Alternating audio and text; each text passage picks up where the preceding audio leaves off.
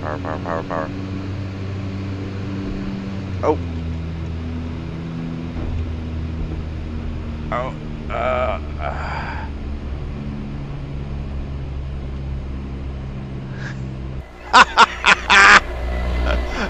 We're here in the OV10 mod for DCS. It's a free standalone mod, so if you have DCS, any version, any map installed, you can fly this beast. And how cool is that? The OV10 is a very cool airplane. It was developed. Alright, so this is the part where I digress into a bit of history because I did a whole bunch of research, so bear with me. Developed in the Vietnam War as a airborne forward air control aircraft, light observation, reconnaissance, or general utility aircraft, counterinsurgency. It was actually the prototypes were actually built by two retired Marine majors in the garage, which is awesome. So, and it has been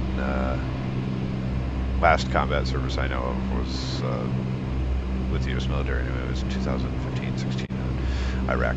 So, needless to say, a very, very long service life proves that it is a phenomenal design. And honestly, I think with a little bit of updating, you know, radar warning receivers, some MFDs, targeting pod, this thing would be equally at home on today's battlefield, obviously, provided you know, keep it away from the frontline fighters and such. But there's definitely a role for, you don't always need to spend $35,000 an hour driving an F-35 to drop a $250,000 bomb on a guy in a mud hut. It's just cost prohibitive, you know? So, needless to say, I'm a fan of the OV-10. As a soldier, you know, stuff like this makes me happy. So what we're going to do today is we're going to take it up, fly it around, and go strike some targets. Bugs. If you have NS-430 installed, then you eject from the airplane and crashes your game 4% of the time, or 4% of users, yeah, including myself, experience that. There's a bug report on it. They know about it. I'm sure they'll fix it. The TACAN won't won't get a signal from a portable TACAN beacon.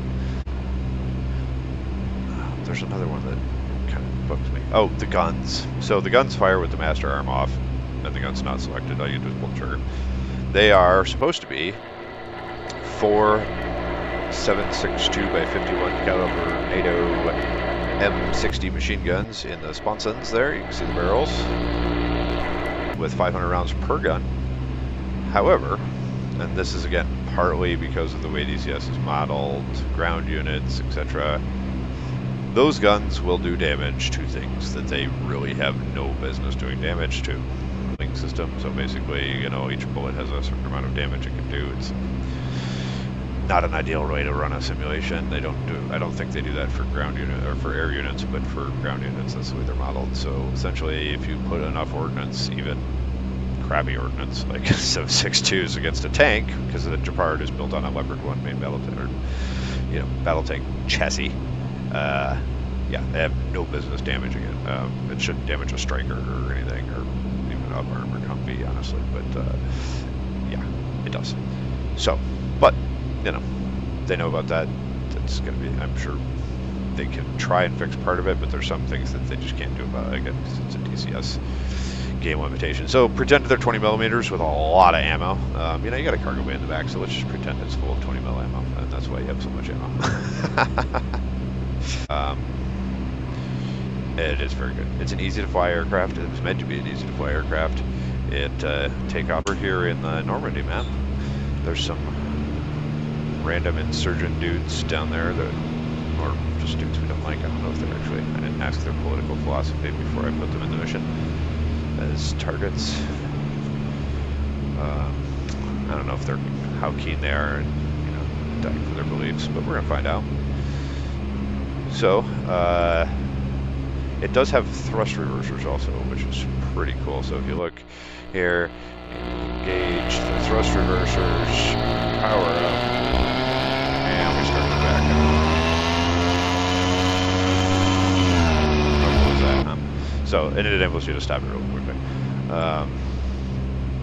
So, let's, oh, I need flaps. You can do full flaps, half flaps for takeoff, for like a short field takeoff, you're going to want full flaps, and, you know, kind of full brake power and everything like that, but we're just going to do half flaps. The research I said, the pilot said, hold it on the ground until it's 110 knots because the single engine flight speed is, if you lose an engine below 110 on takeoff, you're going to lose the aircraft.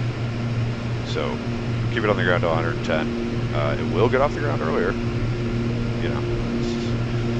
You're not worried about digging a big hole with the airplane into a runway or something, which, you know, it's not like you're going to get hurt. Take it off, but if you lose an engine, it will come to bite you. So there's 100, and there's 110. And we're up. You're up, props. According to the research I did, the Vietnam pilots would orbit over a target area at about 120 knots. Later, pilots operating in Europe during the Cold War and others, they said about 180. I assume that's because in Vietnam, you know, you're trying to pick out targets. There's the triple enemy type situation, and that's obviously going to pose challenges. And so, you know, orbiting, you know, slowly at altitude, find your targets.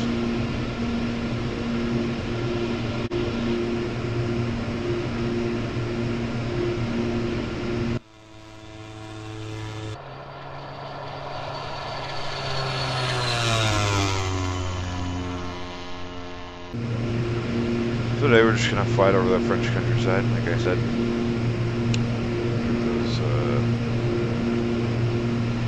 Give our targets a chance to dive into beliefs. And I don't remember now the visibility of this thing is good. Obviously, you know, you don't have to roll much to look at a target on the ground there. The one complaint I have is the dirty windshield.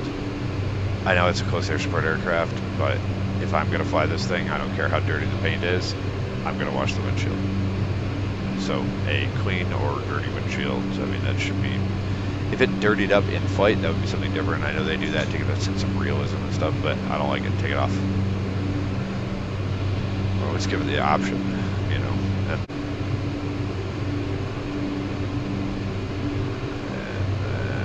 And oh, there's our target. Right there. So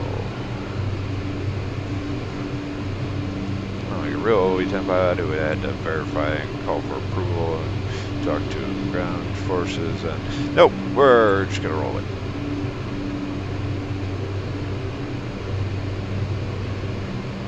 I didn't set the reticle depression. I'm just gonna put warheads on forwards.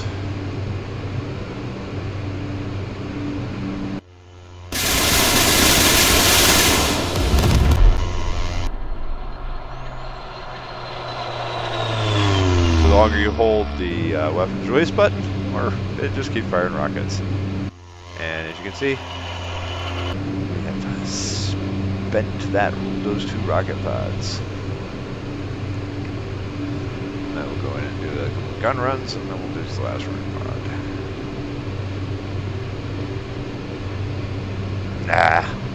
Rocket pods.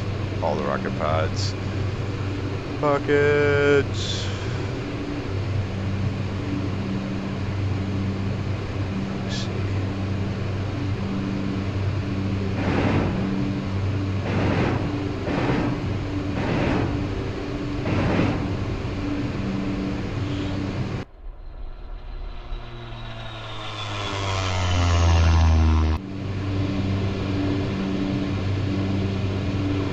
And they weren't set to hold fire. We just sneaked up on them.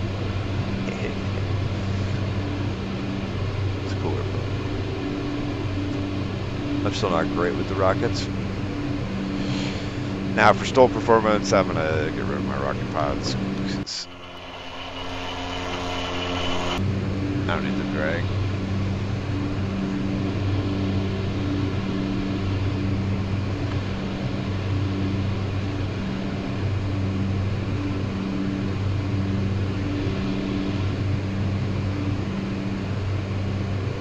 I haven't yet tried the thrust reversers in the air, but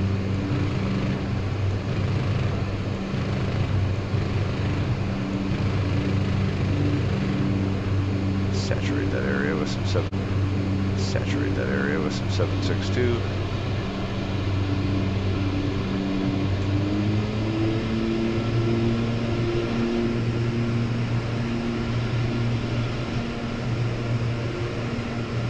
We call that mission accomplished. We'll get more 762s.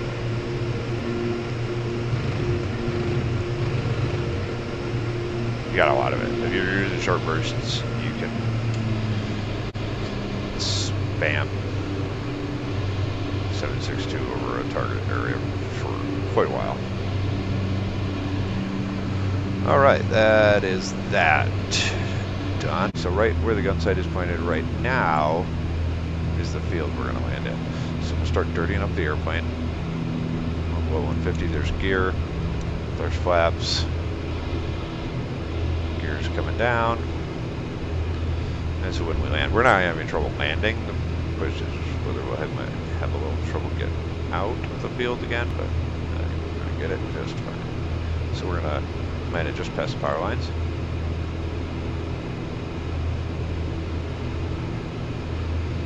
And we need to add a little power just to make sure once you got full flaps in, she should come out of the sky pretty quick.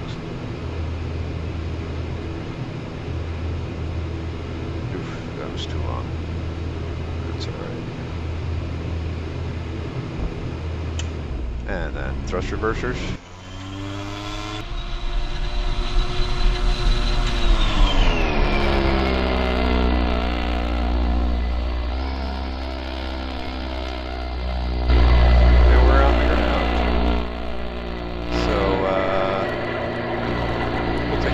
That direction right there. Now, cool thing about this airplane, you can totally use differential engine power. So I got the left engine powered up, the right engine, and it's because it uses a cast ring nose wheel and differential braking, so it's not nose wheel steering, which makes it kind of a pain in some regards. But then we get lined up.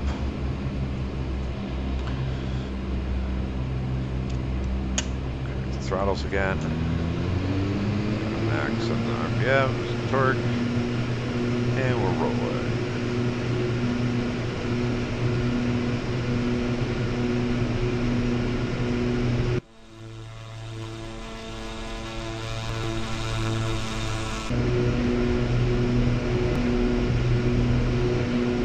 And we can't wait for 110, hop up in the air, flaps up, gear up, and we're going.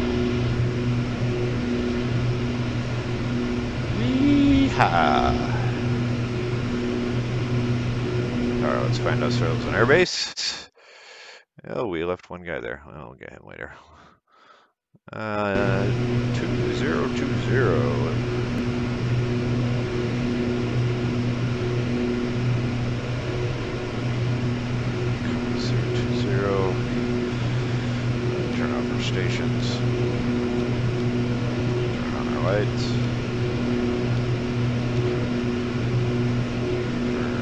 These.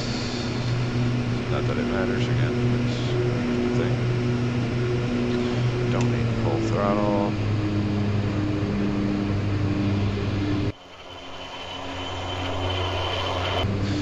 It does have a pretty good rollway too. I mean, for what it is, it's not unrealistic, but yeah, it feels right.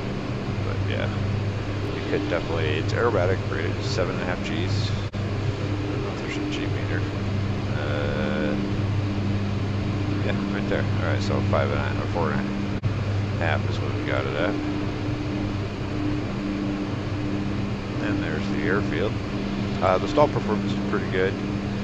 It warns you, there's a little buffeting before the stall. Oh hell, I'll just show you. Alright, there's pulling back. So we're gonna do a power off stall. And she buffets, nose over, and just push the throttles forward, and she recovers pretty quickly. There we go.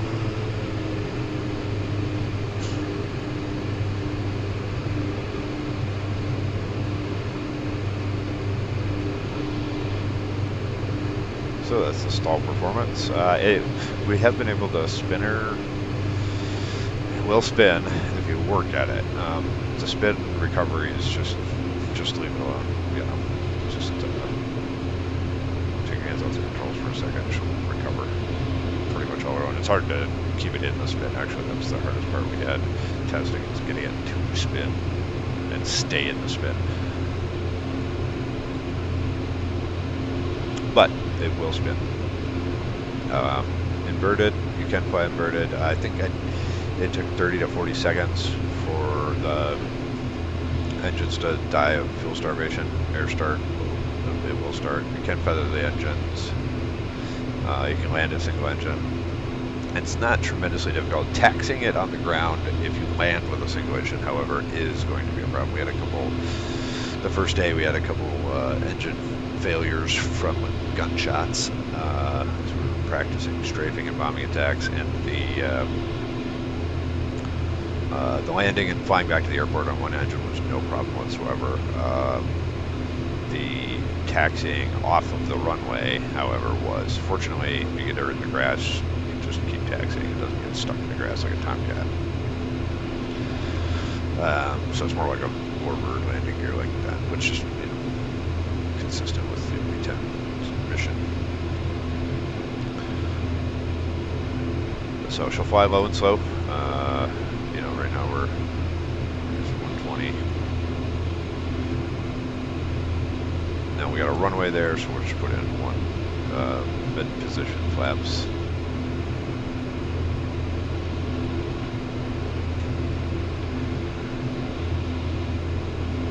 And I think the gear speed is 180, I want to say. The full flaps is 138, so essentially you can drop the gear and put flaps in. You know, by the time you get the gear on, if you're going to start slamming in flaps, you're going to be below 130 or 138, I think is what I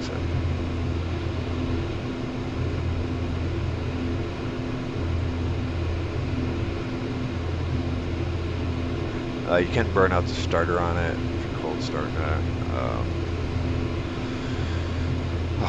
I'm sure other people have done a cold start on it.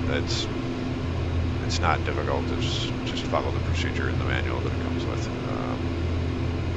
It's not even a long manual. Could be longer. I like manuals. I might get around to doing one of those too, but this is just an introduction, how it flies, give you a look at it. Oh, by the way, those rocket pods, what else have I forgot? You can put Zunis on all 4 of those stations instead of fully fit aerial rockets. And add me some Zunis.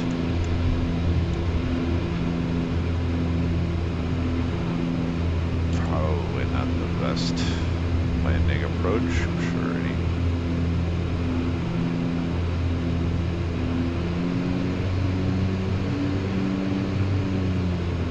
But if you hold her off and let her flare, she touches down, you almost don't even notice. And then aero brake, you can hold the nose up to, you can keep the nose off the ground up to like 50. Yeah, and 50 right there, yep. So, and then brake, and then thrust reverse, and she just stops. So that's the OV-10. I hope you enjoyed this, had some fun.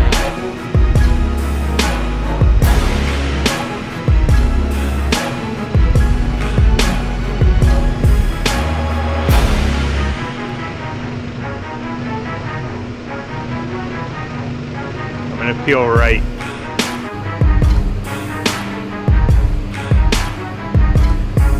Turn right again. Alright, I'm straight.